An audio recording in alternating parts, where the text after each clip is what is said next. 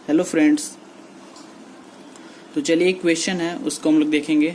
इसमें बोलता है कि how do you determine the value of K for a given damping ratio from the root locus plot. अगर आपको के की वैल्यू फाइंड करना है और आपको डैम्पिंग रेशियो दिया हुआ है सिस्टम का, तो कैसे फाइंड करेंगे।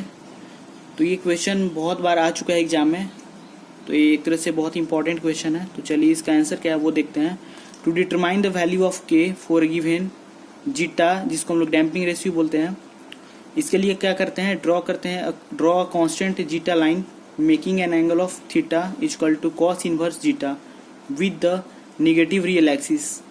Okay, at the point of intersection of this line with the root locus plot, जो आपका रूट लोकस प्लॉट होगा और जहाँ पे ये आपको जो आपने लाइन ड्रॉ किया है वो जहाँ पे इंटरसेक्ट करेगा, apply the magnitude condition and determine the value of के।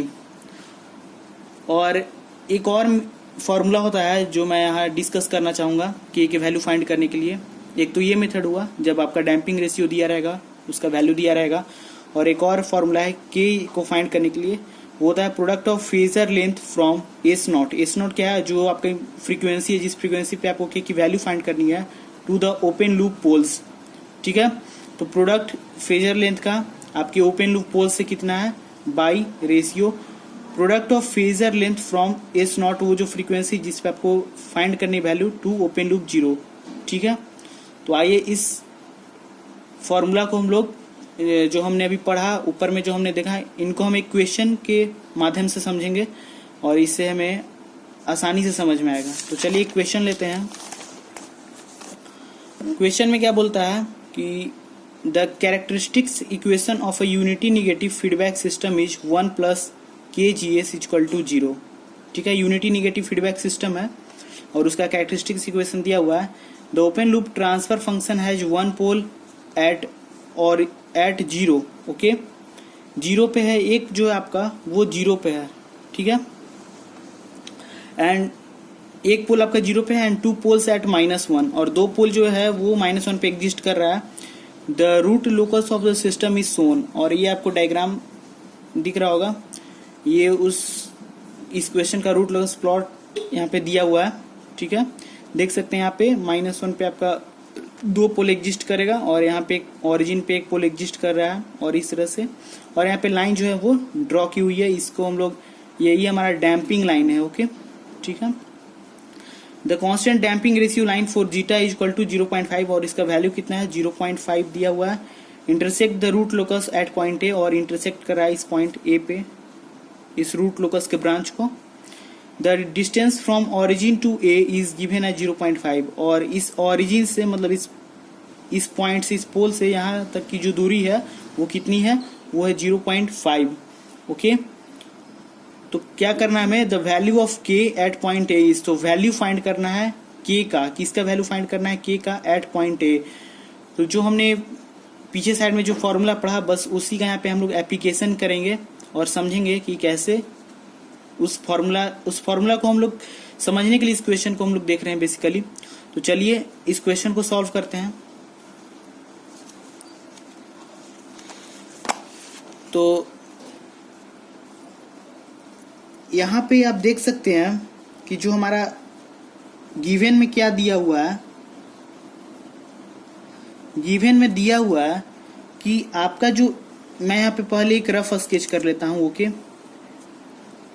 ठीक है, आपका जो है -1 पे दो पोल जो है वो एग्जिस्ट कर रहा है। यहाँ पे क्या एग्जिस्ट कर रहा है, -1 पे दो पोल जो है वो एग्जिस्ट कर रहा है। ओके, अब क्लियर, एक मिनट थोड़ा कैमरा मुझे, ठीक है, तो -1 पे जो है आपका वो दो पोल एग्जिस्ट कर रहा है, और यहाँ पे आपका एक पोल एग्जिस्ट कर रहा है ओरिजिन पे। ठीक है, और इस तरह से आपकी लाइन गई हुई है, इस तरह से रूट लोकस का जो प्लॉट है इस तरह से ड्रॉ है। ओके, और यहाँ पे क्या बोलता है कि इस पॉइंट ए पे, जहाँ पे ये जो आपका डैम्पिंग लाइन जो इंटरसेक्ट कर रहा है, इस पॉइंट पे हमें के का वैल्यू निकालना है। अब आप लोग क्वेश्चन समझ गए होंगे, ये जो पॉइंट ए है, इस पॉइंट ए पे हमें के का वैल्यू फाइंड करना है। हमें दिया हुआ क्या क्या है, हमें दिया हुआ है दो पोल दिया हुआ है -1 पे, एक ओरिजिन पे है, जीरो एक भी नहीं है। ठीक है, तो चलिए अब इसे हम लोग सॉल्व करते हैं। तो हमें k की वैल्यू निकालनी है। ओके,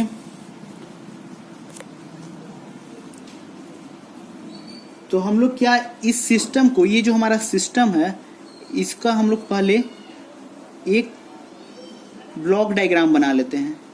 ओके, क्योंकि इसमें बोला क्या है कि इसमें यूनिटी निगेटिव फीडबैक सिस्टम जो है वो है। ठीक है, और ये इसका गेन हो गया, ये फॉरवर्ड पाथ गेन, और इससे यूनिटी निगेटिव फीडबैक जो है इस सिस्टम को। ओके, ये मैं एक ऐसी रफ स्केच बना रहा हूँ ये इसका। और GS इक्वल टू क्या हो जाएगा, के GS इक्वल टू के बाई, अब इसका जो हम लोग फॉर्म लिखेंगे, ठीक ना, तो किस तरह से हम लोग देखिए, यहाँ पे आपका क्या बोल रहा है, -1 पे 2 पोल है। ठीक है, और एक कहाँ है, ओरिजिन पे, तो एक ओरिजिन पे हो गया, और एक जो है आपका 2 जो है वो -1 पे है, तो s+1 का होल स्क्वायर। ठीक है, तो इस तरह से हम लोग क्या करेंगे,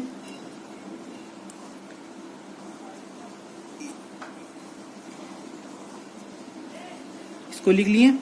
उसके बाद अब हमें करना क्या है कि यहाँ पे आप देख सकते हैं इस डायग्राम में कि यहाँ पे इंटरसेक्ट कर रहा है। ओके, तो यहाँ पे इंटरसेक्ट कर रहा है, तो अगर मैं यहाँ पे नेमिंग कर दूं, ओके, आपको डायग्राम में दिख रहा होगा क्लियर। ओके, ये देखिए, ये जो है इस लाइन को मैंने इधर एक्सटेंड कर दिया और इस लाइन को मैं इधर एक्सटेंड कर दे रहा हूँ। नेमिंग कर देता हूँ, इसका मान लीजिए एम हो गया, इसका नेम मैंने एन रख दिया। ओके, अब हम लोग करेंगे क्या कि, और ये जो आपका डैम्पिंग लाइन है, इसको एक्चुअली मैं लिख देता हूँ, ये जो डैम्पिंग कांस्टेंट लाइन है, ठीक ना, तो ये कितना एंगल बना रहा है, यहाँ से इस निगेटिव रियल एक्सिस से एंगल बना रहा है, वो थीटा बना रहा है। ओके, इस निगेटिव रियल एक्सिस से कितना एंगल बना रहा है, थीटा। तो हम लोग अगर cos थीटा इक्वल टू लिखें, ठीक ना, cos थीटा, तो cos थीटा इक्वल टू क्या हो जाएगा, cos थीटा इक्वल टू हम लोग पढ़े हैं क्या, जीटा होता है, क्योंकि आपने पढ़ा होगा tan थीटा इक्वल टू क्या होता है, √1 - जीटा स्क्वायर बाई जीटा। ये आपने फॉर्मूला पढ़ा होगा tan theta equal to time response में। तो वहीं से हमारा cos थीटा इक्वल टू क्या होता है, जीटा होता है। तो cos थीटा इक्वल टू आपका जीटा है, तो आप जीटा इक्वल टू लिख सकते हैं cos इनवर्स जीटा। ओके, यहाँ तक आपको समझ में आ रही होगी। अब हमें क्या है कि हमें थीटा की वैल्यू जो है वो मालूम नहीं है, ठीक ना, तो हम लोग थीटा की वैल्यू को फाइंड करेंगे। तो कैसे फाइंड करेंगे, तो theta equal to cos inverse, और जीटा की वैल्यू आपकी दी हुई है, जीटा की वैल्यू कितनी दी हुई है, 0.5। ठीक है, तो यहाँ जीटा की वैल्यू पुट करेंगे, तो हमारा थीटा का जो वैल्यू आएगा वो cos इनवर्स अगर 0.5 आप फाइंड करेंगे तो आपका आएगा 60 डिग्री। ठीक है, तो थीटा का वैल्यू हमने फाइंड कर लिया, थीटा का वैल्यू कितना है, 60 डिग्री। अब उसके बाद करेंगे क्या, ये हमें थीटा की वैल्यू फाइंड हो गई। ठीक है, तो यहाँ पे हमने थीटा का वैल्यू फाइंड कर लिया। ओके, तो हम लिख सकते हैं cos theta equal to, cos theta equal to क्या हो जाएगा, यहाँ पे आप देखिए, ठीक है, cos थीटा इक्वल टू क्या हो जाएगा, बेस बाई हाइपोटेनस होता है, तो बेस क्या है, NO है। ओके, NO बाई हाइपोटेनस क्या है, AO, तो NO बाई AO, ये क्या हो गया, cos थीटा, तो ये क्या होता है, बेस बाई हाइपोटेनस होता है। तो यहां से आप देख सकते हैं cos theta equal to NO by AO हो गया। तो हमें NO की वैल्यू नहीं पता है, ठीक है, लेकिन AO की वैल्यू क्या है हमें पता है, क्योंकि यहाँ पे आपका दिया हुआ ये जो डिस्टेंस है यहाँ से यहाँ तक का, ओरिजिन से A तक का जो डिस्टेंस आपको दिया है वो आपको कितना दिया है, 0.5 दिया हुआ है। ठीक ना, क्वेश्चन में आपका गिवन है कि यहाँ से यहाँ तक की दूरी 0.5 है। तो यहाँ पे हम लोग क्या कर रहे हैं, 0.5 पुट कर दे रहे हैं AO के जगह पे, और थीटा की वैल्यू कितनी है, 60 डिग्री। तो cos 60 डिग्री का वैल्यू कितना होता है, 1/2। ओके, 1/2 होता है, तो 1/2 इक्वल टू क्या हो गया, NO बाई 0.5 है यहाँ। ठीक है, तो NO का वैल्यू क्या आ जाएगा, इसको अगर उधर भेजेंगे तो आ जाएगा हमारा वैल्यू 1/4। ओके, तो ये NO का वैल्यू हमें कितना पता चल गया, 1/4। तो एनो कहाँ है आपका, एनो आप देख सकते हैं डायग्राम में कि ये जो है आपका एनो है यहाँ से यहाँ, तो इसकी वैल्यू हो गई 1/4, -1/4 होगी। ओके ठीक ना, क्योंकि ये निगेटिव रियल एक्सिस में, ठीक है। तो इधर साइन क्या होता है, निगेटिव होता है। अब जो है हम लोग क्या करेंगे कि हमने एनो की वैल्यू फाइंड कर ली। ओके, अब हमें क्या फाइंड करना है, अब हम लोग फाइंड कर लेते हैं साइन थीटा का वैल्यू। अब साइन थीटा का वैल्यू क्यों फाइंड कर रहे हैं वो मैं आपको आगे बताऊंगा। तो साइन थीटा इक्वल टू क्या होता है, परपेंडिकुलर बाई हाइपोटेनस। तो यहाँ पे आप देख सकते हैं कि परपेंडिकुलर क्या है, ए एन है आपका परपेंडिकुलर, हाइपोटेनस क्या है, ए ओ है। ओके, तो ए एन बाई क्या हो जाएगा, अब आपको अगर नहीं दिख रहा तो मैं इसको थोड़ा जूम करता हूँ, ए एन बाई ए ओ हो जाएगा। ठीक है, तो चलिए इसको देखते हैं, ए एन बाई ए ओ। तो ए एन जो है वो हमें नहीं पता है, ए एन हमें नहीं पता, लेकिन ए ओ तो हमें पता है। ए ओ कितना है, ए ओ है आपका 0.5। ओके, और साइन थीटा है, तो थीटा का वैल्यू हमें पता ना, साइन 60 डिग्री हो जाएगा। तो साइन 60 डिग्री का वैल्यू क्या हो जाएगा, √3/2। ठीक है, √3/2, और यहाँ हो गया ए एन बाई 0.5। ओके, तो यहाँ से जब आप ए एन का वैल्यू फाइंड करेंगे तो ए एन का वैल्यू कितना आ जाएगा, √3/4 आ जाएगा। इसको हमने उधर भेजा, मतलब ये भी क्या है 1/2 है, और 1/2 इसे मल्टीप्लाई होगा तो 1/4 हो जाएगा। तो ए एन का जो आपका वैल्यू आएगा वो क्या आ जाएगा, √3/4 आ जाएगा। ओके, तो हमने एक तरह से यहाँ पे क्या फाइंड कर लिया, ये जो पॉइंट है ना आपका ए पॉइंट, ठीक ना, इस पॉइंट का हमने क्या फाइंड कर लिया, एक तरह से कोऑर्डिनेट फाइंड कर लिया। कैसे, तो देखिए हमने ये फाइंड कर ली यहाँ से यहाँ इस निगेटिव रियल एक्सिस की दूरी, और ये जो इमेजिनरी एक्सिस है, इस इमेजिनरी एक्सिस का भी जो यहाँ से इसकी ओरिजिन से जो दूरी है वो भी हमने इस इमेजिनरी एक्सिस के थ्रू पे जो है ये हमने भी फाइंड कर ली। तो एक तरह से इसका हमें कोऑर्डिनेट पता चल गया। तो अब हम लोग लिख सकते हैं कि आपका जो पॉइंट ए है, ठीक ना, उसका कोऑर्डिनेट लिख सकते हैं 1 - 1/4, फिर प्लस √3/4 जे। जे क्यों, क्योंकि ये क्या है, इमेजिनरी एक्सिस के अलॉन्ग है। ओके, तो यहाँ से हमने ये चीज फाइंड कर लिया। अब आसानी से हम लोग क्या करेंगे, आपने पढ़ा होगा मैग्नीट्यूड कंडीशन, लाप्लास के शुरुआत में ही मैंने इसके बारे में चर्चा की थी, मैग्नीट्यूड कंडीशन के बारे में। लाप्लास रूट लोकस के फर्स्ट वीडियो में आप देख सकते हैं, मैग्नीट्यूड कंडीशन के बारे में बताया गया था। उसमें क्या एक होता है आपका मैग्नीट्यूड कंडीशन, एक होता है आपका एंगल कंडीशन। ओके, तो मैग्नीट्यूड कंडीशन में क्या होता है कि आपका अगर 1+ जैसे ये GSHS होता है जो आपका इक्वल टू क्या होता है, 0 होता है, ठीक ना। तो हम लोग क्या करते हैं, GSHS इक्वल टू ये इधर चले जाता है -1, फिर दोनों तरफ हम लोग क्या लेते हैं, मॉड लेते हैं। तो GSHS इक्वल टू ये हो जाता है 1। ओके, तो ये यहाँ पे मॉड है। ओके, तो उसी तरह से अब हम लोग करेंगे क्या कि जो हमारा फंक्शन है इसमें हम लोग क्या करेंगे, वैल्यू पुट करेंगे। तो हमारा केस क्या था, s × s+1 का होल स्क्वायर था, यही था ना। अब इस ट्रांसफर फंक्शन में हम लोग क्या करेंगे, वैल्यू पुट करेंगे। तो k/s जो s है आपका, ठीक ना, तो s की जगह पे क्या पुट करेंगे, ये पॉइंट पुट करेंगे, ठीक ना, क्योंकि इसी पॉइंट पे ना हमें वैल्यू फाइंड करनी है k की। तो इस पॉइंट को हम लोग यहाँ पे पुट करेंगे। तो -1/4, फिर प्लस, फिर √3/4 जे। ओके, फिर -1/4 प्लस √3/4 जे, और फिर +1, यहाँ पे +1 दिया हुआ, फिर +1 ओके का होल स्क्वायर, इतना लिख देंगे हम, इक्वल टू 1 है इधर, ठीक है। फिर k/-1/4, फिर ये उसी तरह से हम लोग इसको सिंपल लिख देंगे। और अगर -1/4 है यहाँ या +1 है, क्या आ जाएगा, 3/4 आ जाएगा, प्लस √3/4 जे। ओके, यहाँ तक आपको समझ में आ रहा है। फिर उसके बाद k बाई,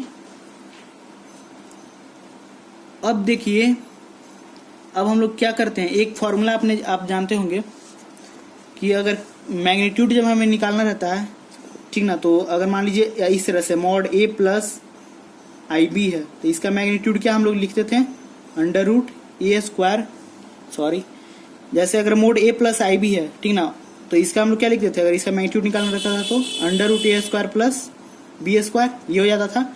बस इसी फॉर्म में हमें इसको लिखना है। तो क्या करेंगे अब हम लोग कि अंडर रूट -1/4 का होल स्क्वायर प्लस √3/4 का होल स्क्वायर, ओके। और फिर इसके साथ भी अंडर रूट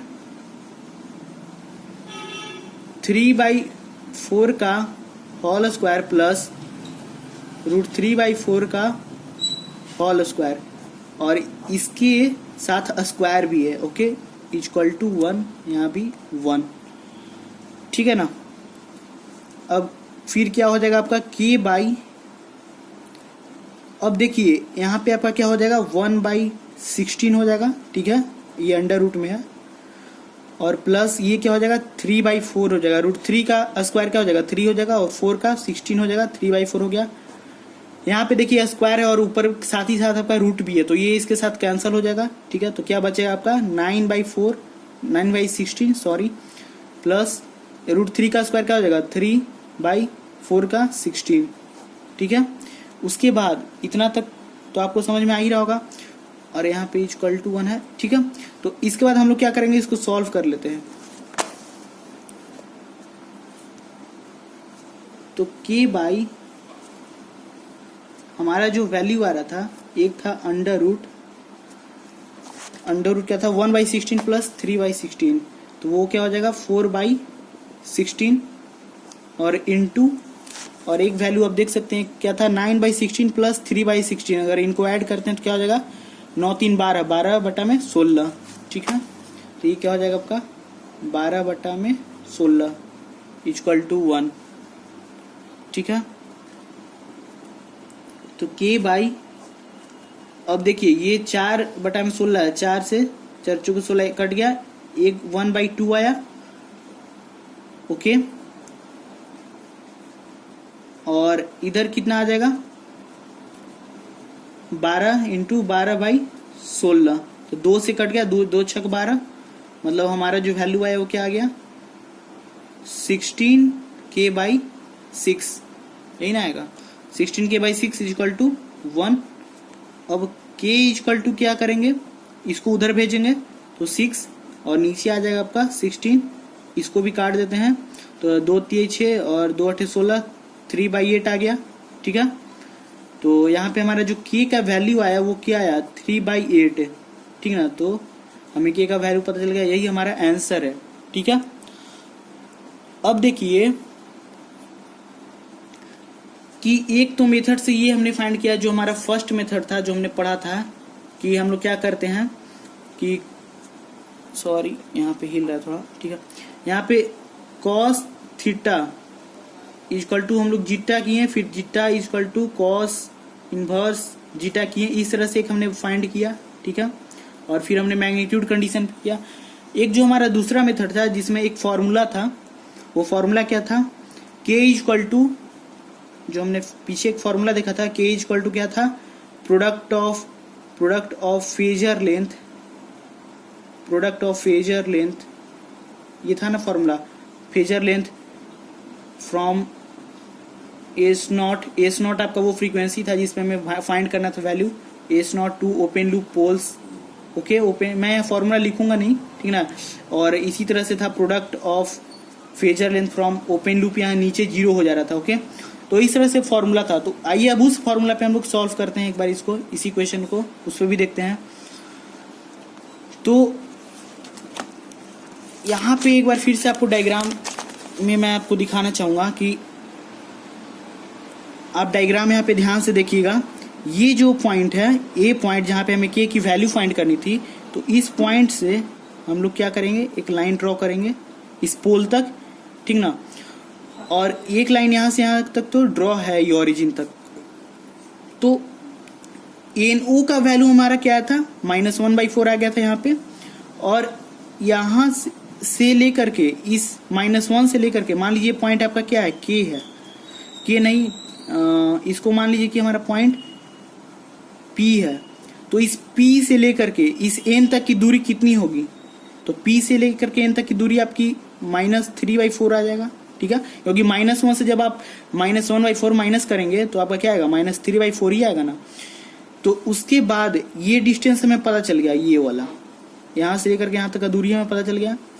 और ये हमें पता है, AN का वैल्यू हमें पता है, ठीक है। तो हमें ये भी पता चल जाएगा, ये हाइपोटेनस, मान लीजिए एक ट्रायंगल है ANP, तो इसमें हम परपेंडिकुलर पता ही है और बेस पता ही चला गया, तो हाइपोटेनस तो हमें पता ही चल जाएगा। तो हाइपोटेनस कैसे निकलेगा, तो वही √B² + P² कर देंगे, ठीक है। तो चलिए इसको सॉल्व कर लेते हैं। तो यहाँ पे हम लोग क्या करेंगे कि हमें निकालना है PA की वैल्यू, PA की वैल्यू निकालनी है, ओके। वो क्या हो जाएगा, √-3/4 का होल स्क्वायर, ओके, प्लस और क्या था, एक था आपका √3/4,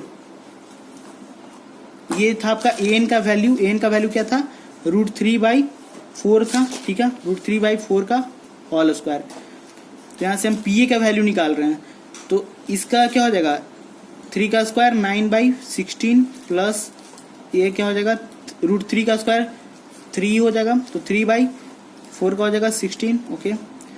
अब यहाँ से ये अंडर रूट में है, तो क्या हो जाएगा, 12/16, ठीक है। तो 12/16 आपका हो गया, ये क्या आ गया, PA का वैल्यू आ गया।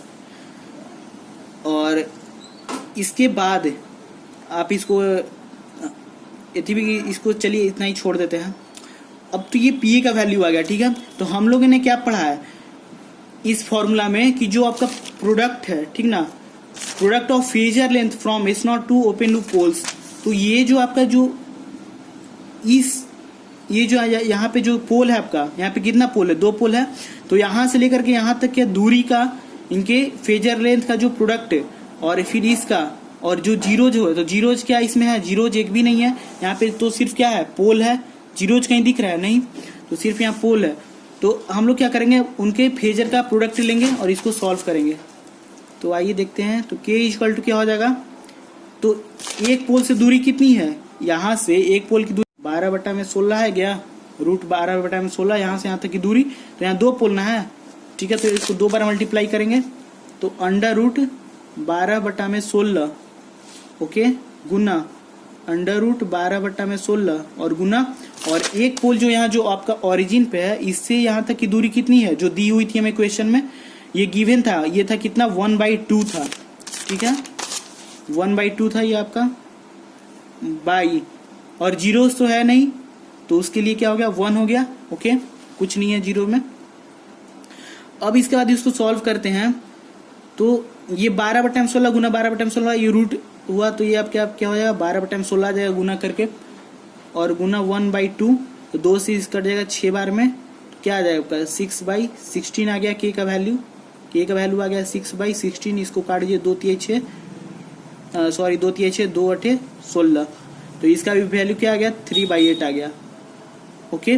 तो आप देख सकते हैं कि यहाँ भी आपका 3/8 आ रहा है, और यहाँ भी आपका K का जो वैल्यू है वो 3/8 आया। हमने दोनों मेथड से देखा।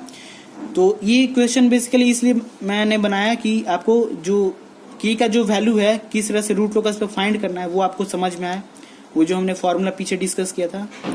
तो okay, bye guys, thank you.